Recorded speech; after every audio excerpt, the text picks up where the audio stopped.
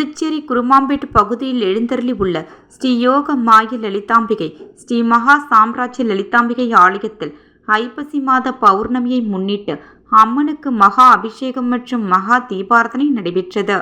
இதில் திரளான பக்தர்கள் பங்கேற்று அம்மனை வழிபட்டு சென்றனர். புதுச்சேரி குருமாம்பேட்டு பகுதியில் அமைந்துள்ள ஸ்ரீ யோக மாய லலிதாம்பிகை மற்றும் ஸ்ரீ மகா சாம்ராஜ்ய லலிதாம்பிகை திருக்கோவில். இந்த திருக்கோவிலில் ஐப்பசி மாத பௌர்ணமியை முன்னிட்டு ஸ்ரீ லலிதா மகாயாகம் நடைபெற்றது.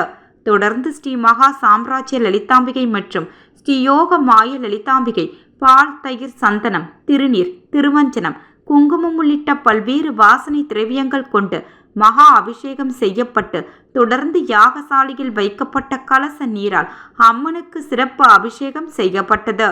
தொடர்ந்து அலங்கரிக்கப்பட்ட உற்சவருக்கு சோடச தீபாரணைகள் காட்டப்பட்டது. மேலும் முற்புறப்பாடு நடைபெற்று பஞ்சமுக தீபாரதனை காட்டப்பட்டது. தொடர்ந்து நீலப்பட்டில் அலங்கரிக்கப்பட்ட ஸ்ரீ மகா சாம்ராஜ்ய லலிதா மற்றும் ஸ்ரீ யோக மாய லலிதாம்பிகைக்கு சகஸ்கிருக நாமம் பாடப்பட்டு மகா தீபாரதனை காட்டப்பட்டது.